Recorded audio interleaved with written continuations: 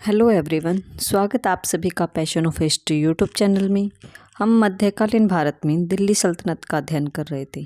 तो दिल्ली सल्तनत में हमने दिल्ली सल्तनत के 5 वंशों को पढ़ लिया, जिसमें हमारा पहला था गुलाम वंश, दूसरा था खिलजी वंश, फिर तुगलक वंश, फिर आपका सैयद वंश और लोधी वंश।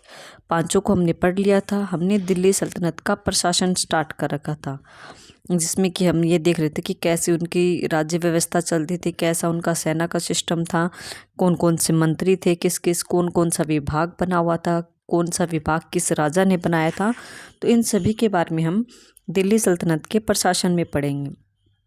तो हमने दिल्ली में जो है प्रशासन को देख लिया था। आज हम पढ़ेंगे दिल्ली सल्तनत की सैन्य व्यवस्था को, कि सेना का सिस्टम कैसा था दिल्ली सल्तनत में। चलिए देखते हैं कि सैन्य संगठन में तुर्क सुल्तानों ने मंगोलों की दशमलव प्रणाली को अपनाया था। कि जो मंगोल आक्रमणकारी थे, कि चंगेज खान जो था मंगोलों में आक्रमणकारी सबसे फेमस, उसने दशमलव प्रणाली अपनाए थे अपनी सेना में। तो ये पूछा भी जाता है, ऐसे भी आता है एग्जाम में, कि मंगोल आक्रमणकारी चंगेज खान की सेना का सिस्टम कैसा था या उसकी सेना कैसी थी। तो उसकी सेना दशमलव प्रणाली पर आधारित थी।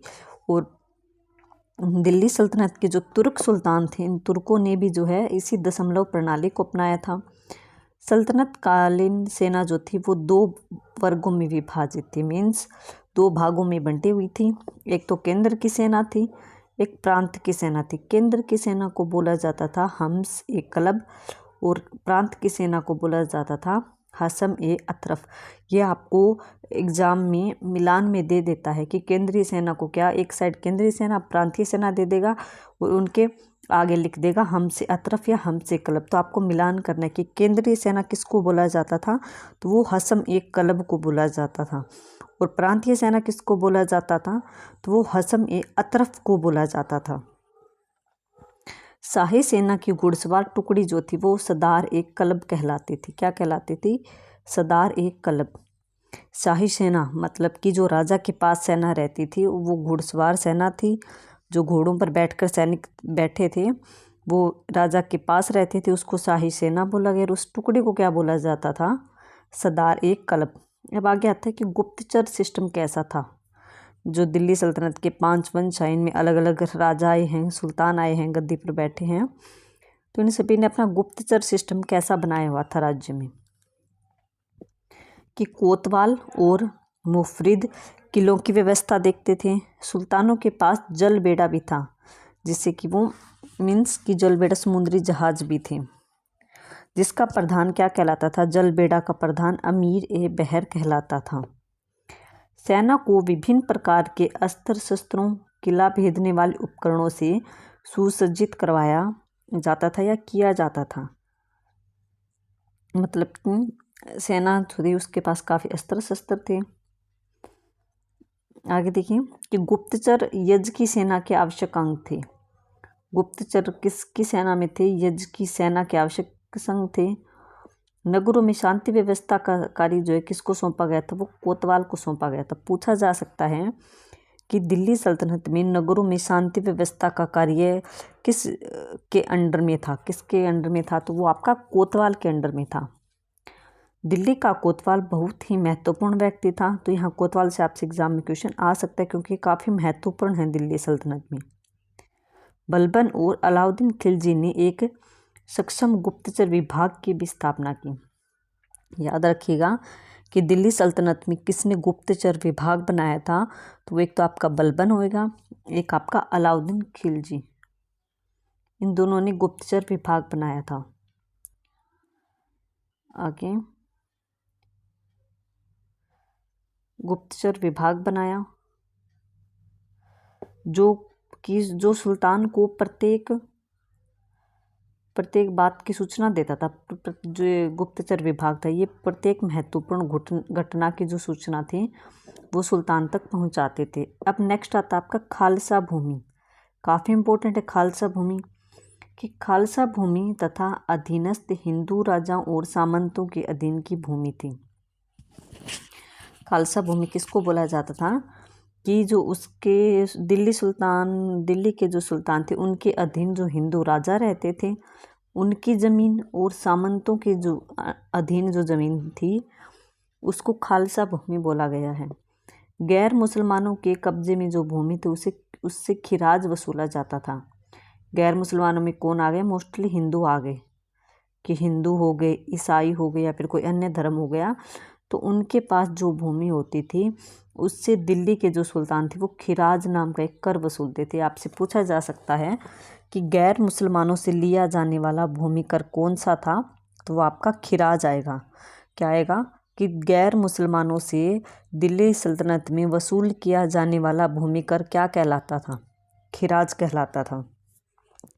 यह 1/2 भाग या फिर 1/10 भाग होता था। मुसलमान भूमि कर के रूप में उसर देते थे, कि जो मुसलमान थे वो भूमि कर के रूप में उसर देते थे, जबकि हिंदुओं से या फिर अन्य धर्म के लोगों से खिराज नामक कर वसूला जाता था। और मुसलमानों पर यह कर जो है 1/5 से 1/10 भाग होता था, मतलब कि कम चुकाना पड़ता था मुसलमानों को। सामान्यतः दान में दी गई भूमि पर कर नहीं लगता था। अगर किसी ने दान में भूमि दे दी तो उस पर कर नहीं लगता था। मतलब कि किसी राजा ने जो दिल्ली पर बैठा है गद्दी पर, उसने किसी ब्राह्मण को खुश होकर भूमि का एक टुकड़ा दे दिया तो उस पर वो टैक्स नहीं लगाता था, उस पर किसी प्रकार का कोई कर नहीं लगाता था। परंतु अलाउद्दीन खिलजी ने ऐसी भूमि को खालसा में परिवर्तित कर दिया। किसने कर दिया था? अलाउद्दीन खिलजी ने, कि जो दान में दी गई भूमि है वो खालसा भूमि में आएगी। और लगान जो है नगद अनाज के रूप में वसूल जाना लगा। किसने? अलाउद्दीन खिलजी ने जो है नगद के रूप में अपना टैक्स वसूल किया था। ये आप याद रखिएगा। यहाँ सबसे इम्पोर्टेंट तो यही है कि जो है खिराज क्या था और उसर क्या था। आप इन दोनों को ज़्यादा याद रखेंगे। खिराज मोस्ट इम्पोर्टेंट और उसर मोस्ट इम्पोर्टेंट। खराज तो जो गैर मुसलमानों से भूमि कर लिया जाता था, जो कि 1/2 से 1/10 भाग। और उसर क्या था? मुसलमानों से लिया जाने वाला भूमि कर, जो कि 1/5 से 1/10 होता था। आगे ये ऊपर देखिए आपका कि सैन्य व्यवस्था। सुल्तान दिया हुआ है। 10 खान सर्वोच्च अधिकारी है। खान के पास 10 मलिक होते थे। एक मलिक के पास 10 अमीर आएंगे इसके अंडर में। एक अमीर के अंडर में जो आते थे उनको 10 आते थे, उसको सिप हसालार बोला जाता था। और एक सिप हसालार के अंडर में 10 सर खेल आते थे। और सर एक खेल के अंडर में 10 अश्वारोही आते थे। तो ये आपको इनका स्ट्रक्चर याद रखना पड़ेगा।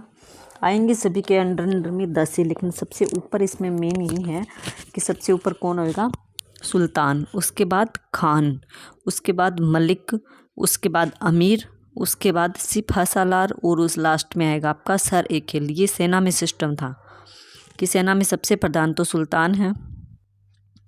सुल्तान के बाद खान का स्थान आता है, उसके बाद मलिक, उसके बाद अमीर, उसके बाद सिपह सालार, उसके बाद सर ए खेल। ओके, आपको याद रखना है ये कि सैन्य व्यवस्था की देखभाल दीवान ए आरिज विभाग की जिम्मेदारी थी। ये भी मोस्ट इम्पोर्टेंट है। पूछा जाता है कि दिल्ली सल्तनत में सैन्य व्यवस्था की देखभाल कौन सा विभाग करता था, या सेना के लिए कौन सा विभाग था। आपको मिलान में भी दे सकता है, आपको सिंगल क्वेश्चन भी पूछ सकता है कि दीवान ए आरिज कैसा विभाग था, तो सेना से रिलेटेड था। या फिर दिल्ली सल्तनत में सेना के विभाग का नाम क्या था, तो दीवान ए आरिज। और इसका मेन जो हेड था उसको आरिज ए मुमालिक बोला जाता था। ये तो विभाग का नाम हो गया दीवान ए आरिज, और इसके जो संभालता था उसको आरिज ए मुमालिक बोला जाता था। सैनिकों की भर्ती व उनके वेतन की व्यवस्था सैनिकों की हुलिया रखने इसी विभाग की जिम्मेदारी थी कि सैनिकों की भर्ती ये दीवान ए आरिज विभाग करेगा। उनको वेतन सैलरी जो है ये दीवान ए आरिज विभाग देगा। मतलब कि राजा के अंडर में ये टेंशन नहीं थी, ये सारा जिम्मेदारी सैनिकों की इसी विभाग के अंडर में थी, दीवान ए आरिज। सैनिकों की भर्ती करना, उनको सैलरी देना, सैनिकों के होलिया रखना, कितने सैनिकों की ज़रूरत है, किस सैनिक की कहाँ पर ड्यूटी लगाई जाएगी, ये सारा स्ट्रक्चर जो है दिल्ली सल्तनत में ये दीवान ए आरिज विभाग संभालता था। याद रखिएगा, काफ़ी इम्पोर्टेंट है। अब आता है मुस्लिम वर्ग। कि शिया व सुन्नी मुसलमानों के दो प्रमुख धार्मिक वर्ग बनाए गए थे। आप याद रखिएगा, कहीं पर भी आप अगर पढ़ रहे हो तो आपको ये शिया और सुन्नी मुसलमानों में दो वर्ग देखने को मिलता है। ये हमेशा से ही चला आ रहा है कि शुरू से जब से पैगंबर की मृत्यु के बाद मुस्लिम धर्म की स्थापना हुई, उसके बाद दो भागों में बंट गए थे, एक शिया एक सुन्नी। ये दो इसके संप्रदाय मान लो, दो वर्ग मान लो कि मुसलमानों में शिया भी हैं और सुन्नी भी हैं। कुछ शिया धर्म को अपनाते हैं, कुछ सुन्नी। इसमें थोड़े से इनके नियमों में फर्क है बस।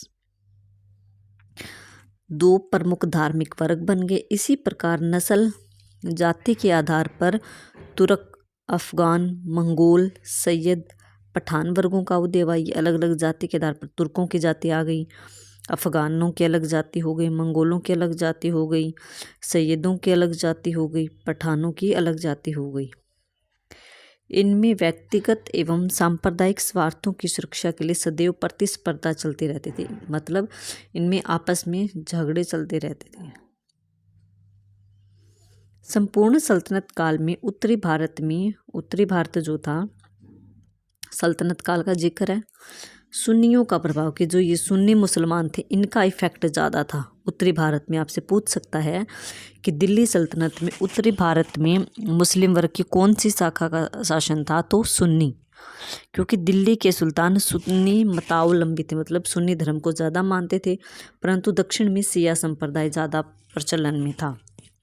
दिल्ली सल्तनत में याद रखिएगा टोटल इतना ही है कि मुस्लिमों के दो वर्ग थे, शिया और सुन्नी, जिसमें से उत्तरी भारत में तो आपका शिया धर्म ज़्यादा मान्यता थी उसकी, और उत्तरी भारत में तो आपकी सुन्नी धर्म की ज़्यादा इम्पोर्टेंस थी, जबकि साउथ में, दक्षिण में आपका शिया धर्म ज़्यादा इम्पोर्टेंट था। पूछा जाता है, ये आप याद रखिएगा, इम्पोर्टेंट है। अब ये वजीर दे रखा है कि वजीर किस किस में, वजीर मीन्स प्रधानमंत्री आ गया। आज के समय में मान लो राष्ट्रपति के नीचे प्रधानमंत्री, अब तो प्रधानमंत्री ज़्यादा मजबूत है, लेकिन उसमें राजा के अंडर में रहते थे वजीर। तो इनसे एग्जाम में आपसे क्वेश्चन पूछा जाता है, ऐसे पूछ ले जाता है कि इल्तुतमिश के वजीरों में कौन शामिल नहीं था। 4 ऑप्शन दे देगा, जिसमें से आपको अगर पता है 3 तो आप 3 निकाल लोगे भी, हाँ 3 तो थे, एक ये नहीं था। ऐसे ज़्यादा क्वेश्चन आते हैं। सबसे पहला आता है इल्तुतमिश। इल्तुतमिश किसमें, फ़खरुल मुल्क इशामी, निज़ामुल मुल्क जुनैदी। ये निज़ामुल मुल्क जुनैदी काफ़ी इंपॉर्टेंट है, पूछ लिया जाता है कि निज़ामुल मुल्क जुनैदी किसका वजीर था, इल्तुतमिश का। अब बलबन किस में वजीर कौन था, ख्वाजा हसन बसरी, ये वजीर था। रजिया किस में, निज़ामुल मुल्क जुनैदी, ये जो ऊपर इल्तुतमिश किस में था, यही इसकी बेटी रजिया किस में भी प्रधानमंत्री रहा है। तो इल्तुतमिश और रजिया सुल्तान, बाप बेटी दोनों का प्रधानमंत्री कौन है, आपका निज़ामुल मुल्क जुनैदी। 4th आपका जलालुद्दीन खिलजी। जलालुद्दीन खिलजी का प्रधानमंत्री है ख्वाजा खातिर। अब आएगा अलाउद्दीन खिलजी। अलाउद्दीन खिलजी काफ़ी इंपॉर्टेंट है, इसके वजीर ज़्यादा इंपॉर्टेंट है सबसे, क्योंकि नुसरत खां हैं और मलिक काफर, इन दोनों ने इसकी दक्षिण के अभियानों में सबसे ज़्यादा हेल्प की थी। ये अपने वजीर की काफ़ी बातें मानता था, इनके विभाग इन पर काफ़ी विश्वास करता था। ताजुल मुल्क, ये तीनों इम्पोर्टेंट है। अलाउद्दीन खिलजी के प्रधानमंत्री आपको याद रखना है नुसरत खान, मलिक काफूर जिसको कि 1000 दिनारे भी बोला जाता था, और 3rd वन आपका है ताजुल मुल्क। नेक्स्ट आपका है मोहम्मद बिन तुगलक। मोहम्मद बिन तुगलक का ख्वाजा जहाँ और अहमद अयाज, इसके बारे में भी एग्ज़ाम में पूछा गया है कि दिल्ली सल्तनत में अहमद अयाज कौन था, तो मोहम्मद बिन तुगलक का प्रधानमंत्री था। ख्वाजा जहाँ कौन था, तो ये भी मोहम्मद बिन तुगलक का प्रधानमंत्री था। नेक्स्ट आपका आता है फिरोज शाह तुगलक। फिरोज शाह तुगलक खाने जहाँ मकबूल, ये भी इसका प्रधानमंत्री था। इसके लिए विशेषता दे रखा है क्योंकि उन्होंने यहाँ स्टार लगा रखा है, तो ये पढ़ लेते हैं। खाने जहाँ मकबूल जो था, ये तेलंगाना का ब्राह्मण था। बाद में इसने धर्म परिवर्तन किया। सल्तनत काल में सबसे प्रतिष्ठित वजीर और सबसे लंबे समय तक वजीर के पद पर रहने वाला ये था। क्वेश्चन बन गया ना, मोस्ट इम्पोर्टेंट। सबसे पहले आपको क्या याद रखना है, फिरोज शाह तुगलक का प्रधानमंत्री या वजीर कौन था। कौन था? खाने जहाँ मकबूल। अब खाने जहाँ मकबूल कौन था? ऐसा कोई साधारण नहीं था। इसके बारे में एक विशेष बात क्या है, एक तो ये पहले तो ब्राह्मण था, लेकिन बाद में इसने धर्म परिवर्तन करके मुस्लिम धर्म ग्रहण किया था, खाने जहाँ मकबूल ने। और इसके बारे में सबसे इम्पोर्टेंट है कि सबसे प्रतिष्ठित वजीर था, मतलब सबसे फेमस था वजीरों में। दिल्ली सल्तनत में जितने भी वजीर बने हैं उन सब वजीरों में या प्रधानमंत्रियों में सबसे फेमस था खाने जहाँ मकबूल, जो कि फिरोज शाह तुगलक का प्रधानमंत्री है या वजीर है। और इसने सबसे लंबे समय तक वजीर के पद पर काम किया था। कितने वर्ष? 18 वर्ष काम किया था इसने। पूछ लिया जाएगा आपको फिरोज शाह तुगलक के बारे में। अलाउद्दीन खिलजी का भी इम्पोर्टेंट है, उन दोनों के बारे में ज़्यादा ध्यान से देख लीजिएगा। सिकंदर लोदी का वजीर था मियाँ भुआ, इसने भी सिकंदर लोदी की काफ़ी हेल्प की थी। मियाँ भुआ, मियाँ भुआ, तो ये भी आप याद रखिएगा। अब आता है सल्तनत केंद्रीय प्रशासन कैसा था। ये केंद्र में देखिए ये डिपार्टमेंट दे रखे हैं। सबसे ऊपर तो आएगा सुल्तान ही हमारा, कि जो राजा बनते थे दिल्ली के। यहाँ पर मान लो राजा हैं, ऊपर ही ऊपर सबसे राजा को नायब या सुल्तान का उप प्रमुख। अब राजा के बाद में आएगा वजीर का, जो कि हमने अभी ऊपर पढ़े हैं कि किस कौन से वजीर थे। वजीर को प्रधानमंत्री या फिर वित्त मंत्री भी बोला गया है। इसके बाद दीवानी रसालत, ये विदेश विभाग से संबंध रखता था। मतलब इनके लिए विदेश क्या था कि दूसरे राज्यों के साथ या फिर दूसरे देश के साथ कौन सी संधि करनी है, कैसा सिस्टम चलाना है, क्या चीज़ें हमें मंगवानी है दूसरे देश से, खाने पीने की चीज़ें, कौन सी चीज़ें हमें निर्यात करनी है, कौन सी चीज़ें आयात करनी, इन सब चीज़ों को डिपार्टमेंट जो है ये विदेश विभाग संभालता था। आप याद रखिएगा दीवान ए रसालत, ये आपको ऐसे पूछा जाता है एग्जाम में, एक साइड में आपके विभाग के नाम दे देगा, एक साइड में इनके नाम दे देगा, तो आपको मिलाना है कि रसालत किस विभाग से जुड़ा हुआ था, ये विदेश से। वजीर किससे जुड़ा था? प्रधानमंत्री से। सदर ए सुदूर, ये इस्लामी न्याय मंत्री या फिर इसको धार्मिक विभाग भी बोल देते हैं। क्या? धार्मिक विभाग, कहीं कहीं इसका नाम धार्मिक विभाग भी लिखा होता है, याद रखिएगा। सदर उस सुदूर जो है धार्मिक विभाग से रिलेटेड था, इस्लामी न्याय मंत्री था। ये धार्मिक विभाग ही जो था उस समय न्याय करता था दिल्ली सल्तनत में। नेक्स्ट आपका है दीवान ए इंशा। दीवान इंशा ये शाही सचिवालय था। दीवान अर्ज ये रक्षा मंत्री था। और काजी उल कुजात ये न्याय मंत्री था। काजी है न्याय, अर्ज जो है रक्षा मंत्री, दीवान इंशा क्या है? शाही सचिवालय है। सेना का हमने ऊपर पढ़ा था, दीवान अर्ज जो था, सेना का हमने पढ़ा ना, दीवान ए अर्ज ये सेना से जुड़ा हुआ था। याद रखिएगा, इनको ऐसे मिलान करने के लिए आपका आ जाएगा एग्जाम में, तो इसलिए आपको ये याद रखना है। वजीर, एक बार मेरे साथ फिर से याद की आंखें बंद करके, कि वजीर कौन था? प्रधानमंत्री था। दीवान ए रसालत कौन था? रसालत सेकंड नंबर पे था। इसकी इम्पोर्टेंस, ये विदेश विभाग से जुड़ा हुआ था। सदर उस सुदूर जो था वो इस्लाम का धार्मिक विभाग था, धर्म से रिलेटेड सारे काम यहाँ होते थे। दीवान इंशा जो था ये शाही सचिवालय था। दीवान अर्ज क्या था आपका? रक्षा मंत्री। और काजी उल कुजुत क्या था? ये न्याय मंत्री था। और दीवान अर्ज क्या था? ये सेना का विभाग था। तो ये आप कितने विभाग हो गए दिल्ली सल्तनत में, इनको आपको मिलान करने के लिए एग्जाम में कई बार क्वेश्चन आते हैं, तो याद रखिएगा। सबसे ऊपर तो सुल्तान ही आएगा। उसके बाद सल्तनत काल के महत्वपूर्ण निर्माणकारी कि कौन से राजा ने क्या बनवाया था, तो इसको हम एक अलग वीडियो में देखेंगे। और ये दिल्ली सल्तनत की प्रमुख रचनाएं हैं कि कौन कौन सी पुस्तक लिखी गई किसके द्वारा, इनको भी हम एक अलग वीडियो में देखेंगे। बाकी हमारा जो ये रहता है प्रमुख कर, इनको हम देख लेते हैं अभी। खराज ये हमने ऊपर पढ़ा था सबसे पहले करों में। खराज क्या था? हिंदुओं पर लगने वाला भूमि कर कितना था? 1/2 से 1/3 या तो मतलब जितना भूमि है, जितनी फसल हुई है उस पर आधा भाग लिया जाता था, या फिर 1/3 भाग राजा वसूल लेता था उसका। असर, या फिर इसको वहाँ पीछे हमने पढ़ा तब उसर लिखा हुआ था ना, उसर। इसको कहीं कहीं पर आपको उसर भी लिखा मिल जाएगा, कहीं कहीं पर असर भी लिखा हुआ मिलता है, तो इसमें कंफ्यूज मत होइएगा। एक ही बात है, असर या उसर, ये मुसलमानों का भूमि कर था जो कि 1/10 भाग मतलब कि 10वां भाग लेते थे। तो मुसलमानों पर भूमि कर कम था क्योंकि जो दिल्ली सल्तनत के सुल्तान थे वो मुस्लिम धर्म के ही थे, इसलिए मुसलमानों पर तो इन्होंने भूमि कर कम लगाया, जबकि हिंदुओं पर इन्होंने भूमि कर ज़्यादा लगाया है। याद रखिएगा, खराज तो हिंदुओं से वसूला जाने वाला भूमि कर था और उसर या असर जो था ये मुसलमानों से वसूला जाने वाला भूमि कर था। नेक्स्ट आपका आता है ज़कात,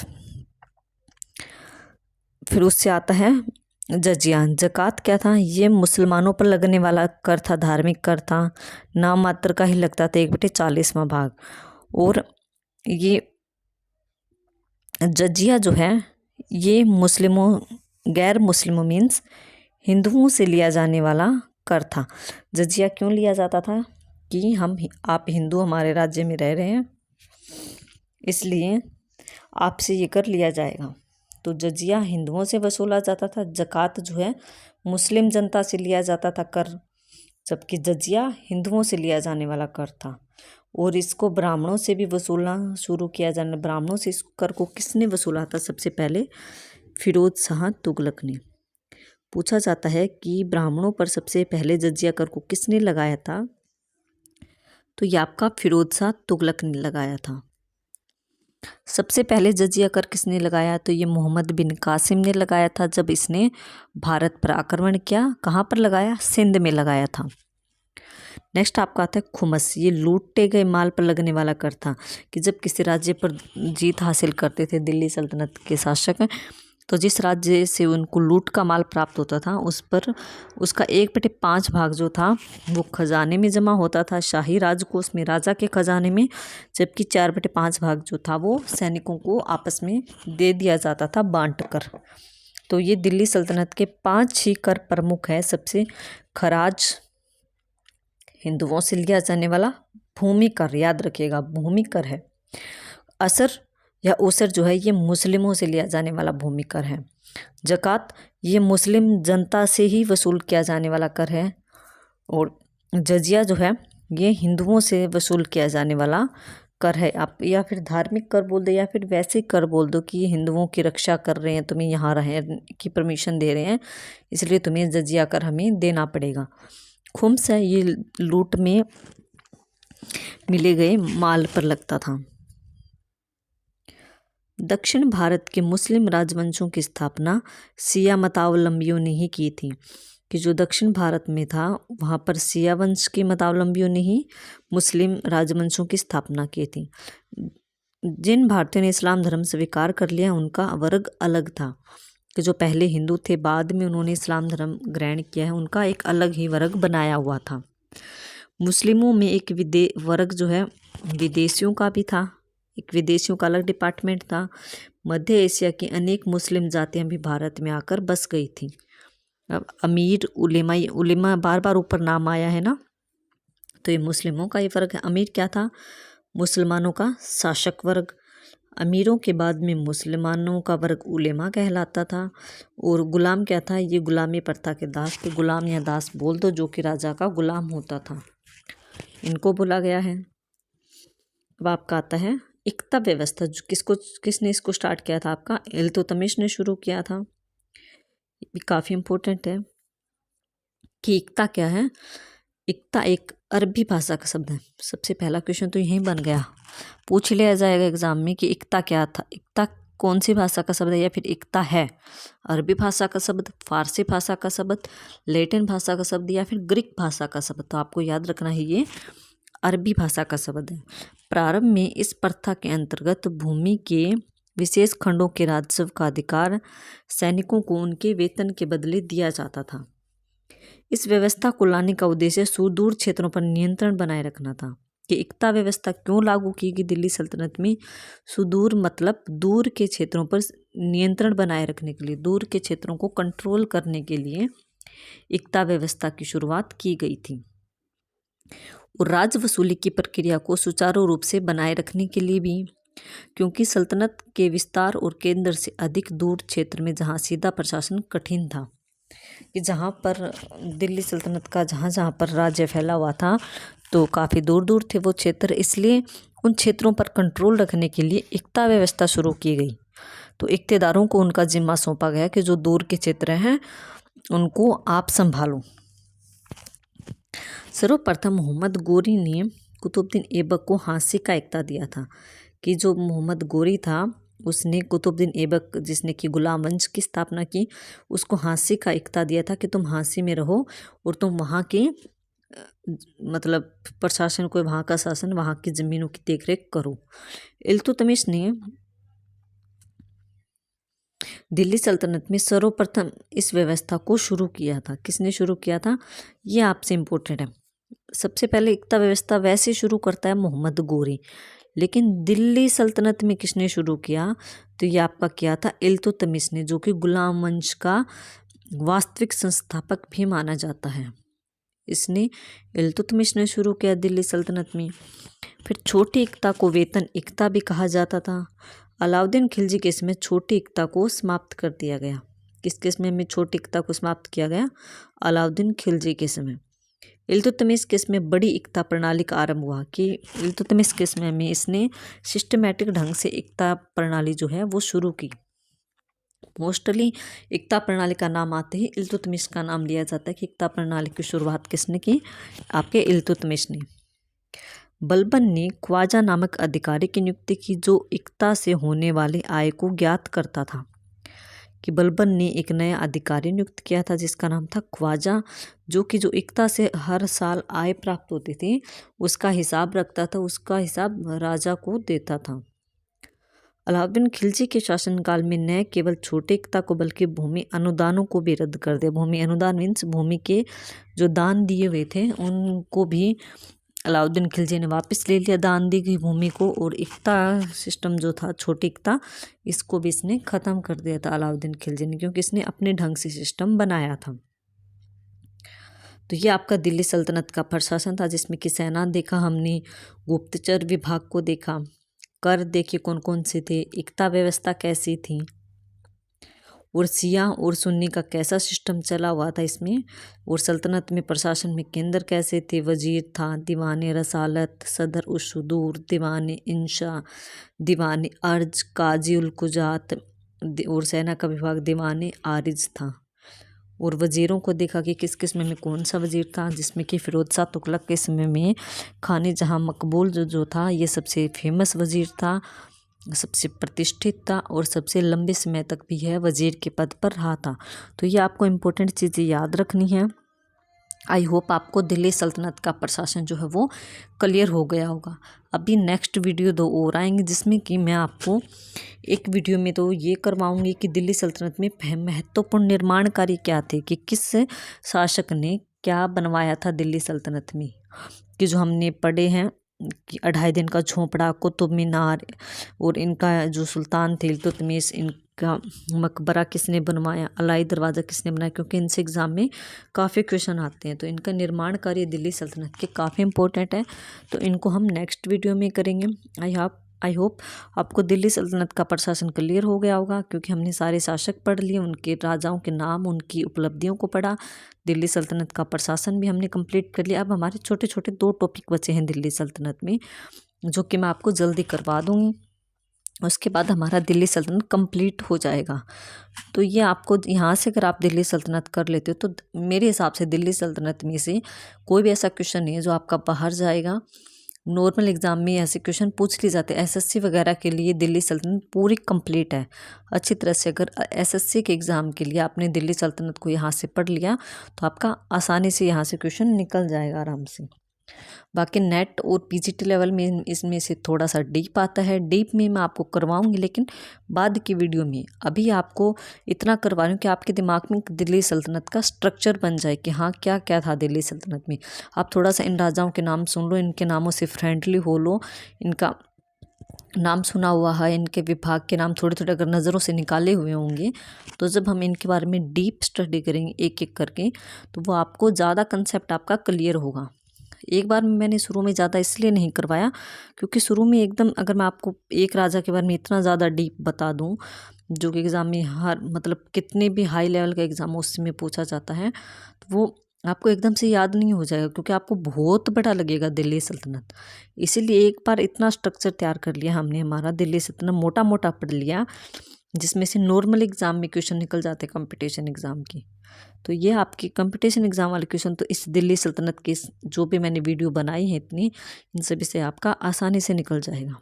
जबकि डीप हम पीजीटी के लिए वो नेट के हिसाब से करेंगे, तो उसके मैं आपको डीप वीडियो डालूंगी बाद में जनवरी में, तब हम करेंगे इसको दिल्ली सल्तनत को एकदम बिल्कुल डीप से एक एक को। ठीक है, चलिए ठीक है, थैंक यू सो मच। जय हिंद, जय भारत।